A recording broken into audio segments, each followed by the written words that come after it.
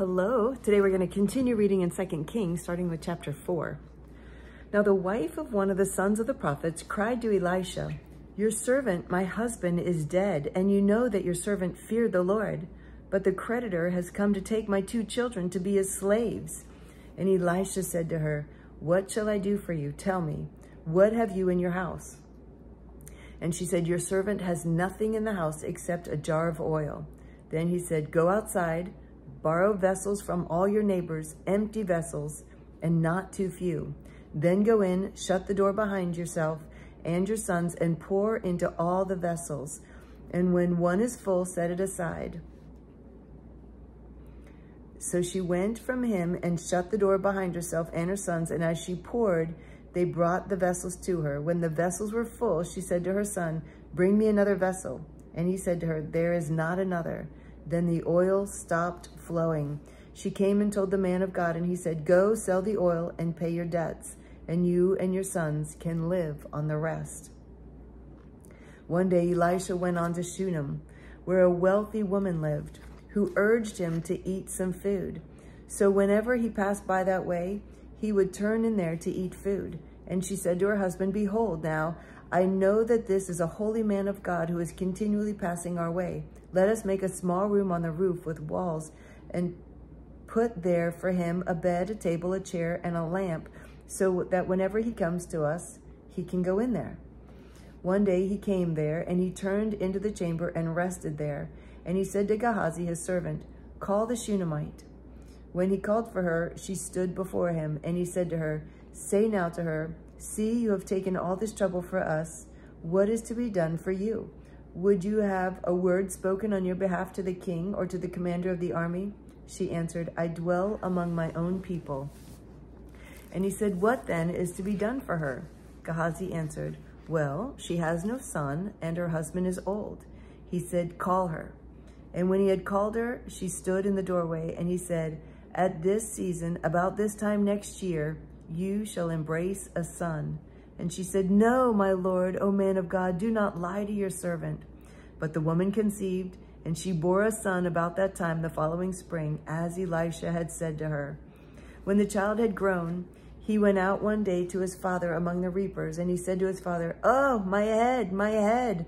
The father said to his servant, "Carry him to his mother." And when he had lifted him and brought him to his mother, the child sat on her lap till noon, and then he died. And she went up and laid him on the bed of the man of God and shut the door behind him and went out. Then she called to her husband and said, "Send me one of the servants and one of the donkeys, that I may quickly go to the man of God and come back again." And he said, "Why will you go to him today? It's neither new moon or Sabbath." She said, "All is well." I love that. A woman of faith. Then she saddled the donkey, and she said to her servant, "Urge the animal on. Do not slacken the pace for me unless I tell you." So she set out and came to the man of God at Mount Carmel. When the man of God saw her coming, he said to Gehazi, his servant, "Look, there is the Shunammite. Run at once to meet her and say to her, 'Is all well with you? Is all well with your husband? Is all well with the child?'" And she answered, "All is well." And when she came to the mountain to the man of God, she caught hold of his feet, and Gehazi came to push her away.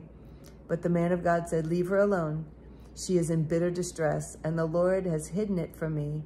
He has not told me."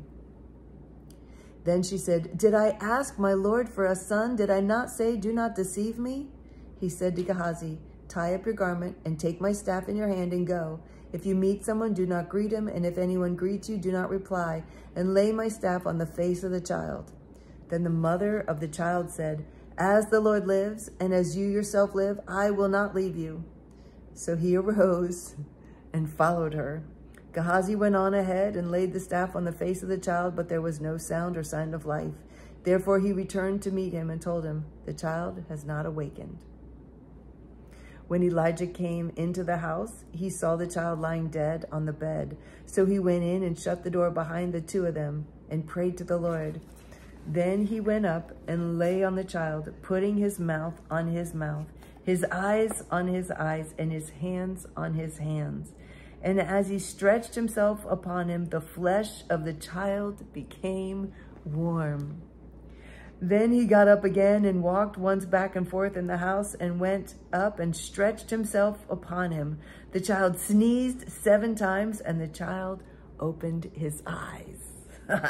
Then he summoned Gehazi and said, call the Shunammite. So he called her, and when she came to him, he said, pick up your son. She came and fell at his feet, bowing to the ground. Then she picked up her son and went out. Ah, I love that. I love that. I love the woman's faith. All is well. And Elisha came again to Gilgal when there was famine in the land. And as the sons of the prophets were sitting before him, he said to his servant, set on the large pot and boil stew for the sons of the prophets. One of them went out into the field to gather herbs and found a wild vine and gathered from it his lap full of wild gourds, and came and cut them into the pot of stew, not knowing what they were. And they poured out some for the men to eat. But while they were eating of the stew, they cried out, "O man of God, there's death in the pot." And they could not eat it. And he said, "Then bring flour." And he threw the flour into the pot and said, "Pour some out for the men, that they may eat." And there was no harm in the pot. Wow. It's not that there was magic in the flour. That's pretty cool. A man came from Baal Shalishah, bringing the man of God bread of the first fruits, 20 loaves of barley and fresh ears of grain in his sack. And Elisha said, "Give to the men, that they may eat." But his servant said, "How can I set this before 100 men? So he repeated, "Give them to the men, that they may eat. For thus says the Lord, they shall eat and have some left." So he set it before them, and they ate and had some left, according to the word of the Lord. Wow. So 20 loaves of barley and fresh ears of grain in his sack for 100 men. That's pretty cool. So, pretty cool. Chapter 5. Naaman, commander of the army of the king of Syria, was a great man with his master and in high favor, because by him the Lord had given victory to Syria. He was a mighty man of valor, but he was a leper. Now the Syrians, on one of their raids, had carried off a little girl from the land of Israel, and she worked in the service of Naaman's wife. She said to her mistress, "Would that my Lord were with the prophet who is in Samaria. He would cure him of his leprosy." So Naaman went in and told his Lord. Thus and so spoke the girl from the land of Israel. And the king of Syria said, "Go now, and I will send a letter to the king of Israel." So he went, taking with him 10 talents of silver, 6,000 shekels of gold, and 10 changes of clothing. And he brought the letter to the king of Israel, which read, "When this letter reaches you, know that I have sent to you Naaman my servant, that you may cure him of his leprosy." And when the king of Israel read the letter, he tore his clothes and said, "Am I God to kill and to make alive, that this man sends word to me to cure a man of his leprosy? Only consider and see how he is seeking a quarrel with me." But when Elisha, the man of God, heard that the king of Israel had torn his clothes, he sent to the king, saying, "Why have you torn your clothes? Let him come now to me, that he may know that there is a prophet in Israel." So Naaman came with his horses and chariots and stood at the door of Elisha's house. And Elisha sent a messenger to him, saying, "Go and wash in the Jordan 7 times, and your flesh shall be restored, and you shall be clean." But Naaman was angry and went away, saying, "Behold, I thought that he would surely come out to me and stand and call upon the name of the Lord his God, and wave his hand over the place and cure the leper. Are not Abana and Pharpar, the rivers of Damascus, better than all the waters of Israel? Could I not wash in them and be clean?" So he turned and went away in a rage. But his servants came near and said to him, "My father, it is a great word the prophet has spoken to you. Will you not do it? Has he actually said to you, 'Wash and be clean'?" So he went down, dipped himself 7 times in the Jordan, according to the word of the man of God, and his flesh was restored like the flesh of a little child, and he was clean. Then he returned to the man of God. he and all his company. And he came and stood before him, and he said, Behold, I know that there is no God in all the earth but in Israel. So accept now a present from your servant. But he said, As the Lord lives, before whom I stand, I will receive none. And he urged him to take it, but he refused. Then Naaman said, If not, please let there be given to your servant 2 mule loads of earth. For from now on your servant will not offer burnt offering or sacrifice to any god but the Lord. In this matter, may the Lord pardon your servant when my master goes into the house of Rimmon to worship there, leaning on my arm. And I bow myself in the house of Rimmon. When I bow myself in the house of Rimmon, the Lord pardon your servant in this matter. He said to him, Go in peace. But when Naaman had gone from just a short distance, Gehazi, the servant of Elisha, the man of God, said, See, my master has spared this Naaman the Syrian in not accepting from his hand what he brought. As the Lord lives, I will run after him and get something from him. So Gehazi followed Naaman, and when Naaman saw someone running after him, he got down from the chariot to meet him and said, Is all well? And he said, All is well. My master has sent me to say, There have just now come to me from the hill country of Ephraim 2 young men of the sons of the prophets. Please give them a talent of silver and 2 changes of clothing. And Naaman said, Be pleased to accept 2 talents. And he urged him and tied up 2 talents of silver in 2 bags and 2 changes of clothes and laid them on 2 of his servants. And they carried them before Gehazi. And when he came to the hill, he took them from their hand and put them in the house, and he sent the men away, and they departed. And he went in and stood before his master, and Elisha said to him, Where have you been, Gehazi? And he said, Your servant went nowhere. But he said to him, Did not my heart go when the man turned from his chariot to meet you? Was it a time to accept money and garments, olive orchards and vineyards, sheep and oxen, male servants and female servants? Therefore, the leprosy of Naaman shall cling to you and to your descendants forever. So he went out from the presence of Elisha, a leopard like snow. Oh, so sad. Chapter 6. Now the sons of the prophets said to Elisha, See, the place where we dwell under your charge is too small for us. Let us go to the Jordan, and each of us get there a log, and let us make a place for us to dwell there. And he answered, Go. Then one of them said, Be pleased to go with your servants. And he answered, I will go. So he went with them. And when they came to the Jordan, they cut down trees. But as one was felling a log, his axe head fell into the water, and he cried out, Alas, my master, it was borrowed. Then the man of God said, Where did it fall? When he showed him the place, he cut off a stick, threw it in there, and made the iron float. That's pretty cool. And he said, Take it up. So he reached out his hand, and he took it out. Once, when the king of Syria was warring against Israel, he took counsel with his servants, saying, At such and such a place shall be my camp. But the man of God sent word to the king of Israel, Beware that you do not pass this place, for the Syrians are going down there. And the king of Israel sent to the place about which the man of God told him. Thus he used to warn him, so that he saved himself there more than once or twice. And the mind of the king of Syria was greatly troubled because of this thing. And he called his servants and said to them, Will you not show me who of us is for the king of Israel?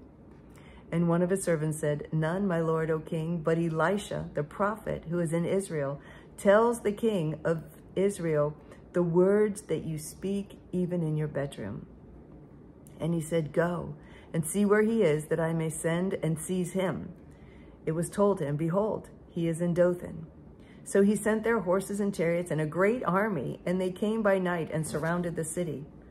When the servant of the man of God rose early in the morning and went out, behold, an army with horses and chariots was all around the city. And the servant said, Alas, my master, what shall we do? He said, Do not be afraid, for those who are with us are more than those who are with them. Then Elisha prayed and said, O Lord, please open his eyes that he may see. So the Lord opened the eyes of the young man, and he saw, and behold, the mountain was full of horses and chariots of fire all around Elisha. And when the Syrians came down against him, Elisha prayed to the Lord and said, please strike this people with blindness. So he struck them with blindness in accordance with the prayer of Elisha. And Elisha said to them, this is not the way, and this is not the city. Follow me, and I will bring you to the man whom you seek.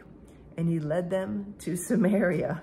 As soon as they entered into Samaria, Elisha said, O Lord, open the eyes of these men, that they may see. So the Lord opened their eyes, and they saw, and behold, they were in the midst of Samaria. And as soon as the king of Israel saw them, he said to Elisha, my father, shall I strike them down? Shall I strike them down?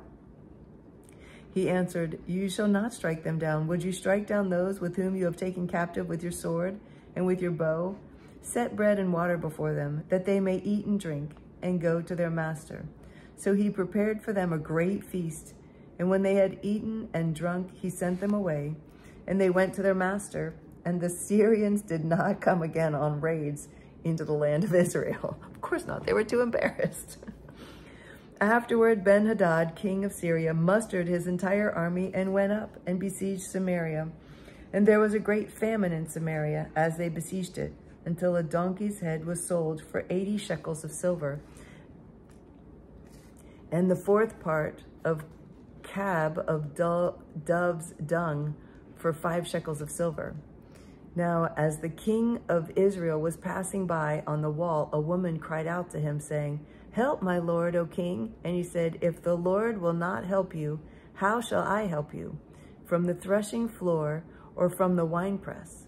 And the king asked her, what is your trouble? She answered, this woman said to me, give your son that we may eat him today, and we will eat my son tomorrow.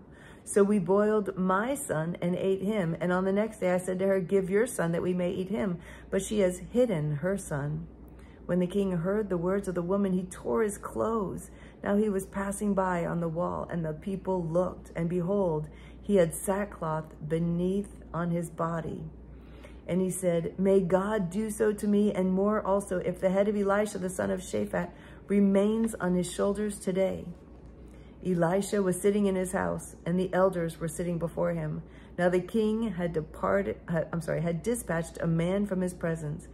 But before the messenger arrived, Elisha said to the elders, do you see how this murderer has sent to take off my head? Look, when the messenger comes, shut the door and hold the door fast against him. Is not the sound of his master's feet behind him? And while he is still speaking with them, the messenger came down to him and said, this trouble is from the Lord. Why should I wait for the Lord any longer? Chapter 7. But Elisha said, hear the word of the Lord. Thus says the Lord, tomorrow about this time, a seah of fine flour shall be sold for a shekel, and 2 seahs of barley for a shekel, at the gate of Samaria.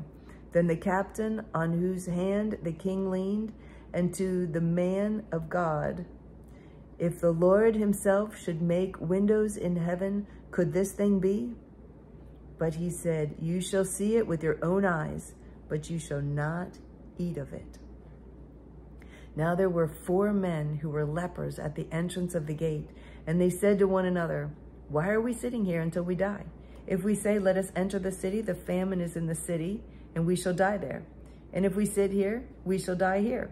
So now come, let us go over to the camp of the Syrians. If they spare our lives, we shall live, and if they kill us, we shall die. So they arose at twilight to go to the camp of the Syrians. But when they came to the edge of the camp of the Syrians, behold, there was no one there.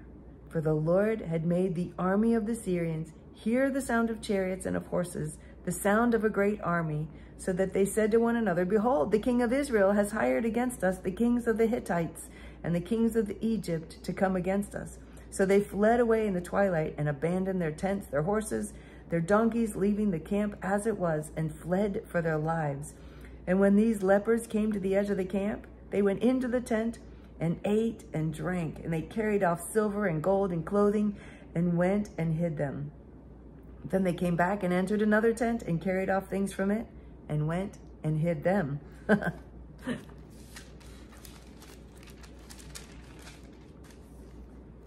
Then they said to one another, we are not doing right. This day is a good day of good news. If we are silent and wait until morning light, punishment will overtake us. Now therefore come, let us go and tell the king's household. So they came and called to the gatekeepers of the city and told them, we came to the camp of the Syrians, and behold, there was no one to be seen or heard there, nothing but the horses tied and the donkeys tied and the tents as they were. Then the gatekeepers called out, and it was told within the king's household. And the king rose in the night and said to the servants, I will tell you what the Syrians have done to us. They know that we are hungry, therefore they have gone out of the camp to hide themselves in the open country, thinking, when they come out of the city, we shall take them alive and get into the city. And one of his servants said, let some men take 5 of the remaining horses, seeing that those who are left here will fare like the whole multitude of Israel who have already perished. Let us send and see. So they took 2 horsemen, and the king sent them after the army of the Syrians, saying, go and see. So they went after them as far as the Jordan, and behold, all the way was littered with garments and equipment that the Syrians had thrown away in their haste. And the messengers returned and told the king. Then the people went out and plundered the camp of the Syrians. So a seah of fine flour was sold for a shekel, and 2 seahs of barley for a shekel, according to the word of the Lord. Now the king had appointed the captain on whose hand he leaned to have charge of the gate. And the people trampled him in the gate, so that he died, as the man of God had said when the king came down to him. For when the man of God had said to the king, 2 seahs of barley will be sold for a shekel, and a seah of fine flour for a shekel, about this time tomorrow in the gate of Samaria, the captain had answered the man of God, if the Lord himself should make windows in heaven, could such a thing be? And he had said, you shall see it with your eyes, but you shall not eat of it. And so it happened to him, for the people trampled him in the gate, and he died. Wow, that's too bad. It's a celebration for Israel, but sad for the man who didn't believe. But thank you for joining me. That's all for today. It was a little longer today, but I always enjoy reading with you, and I so appreciate you joining me. I look forward to reading with you again tomorrow. I love you.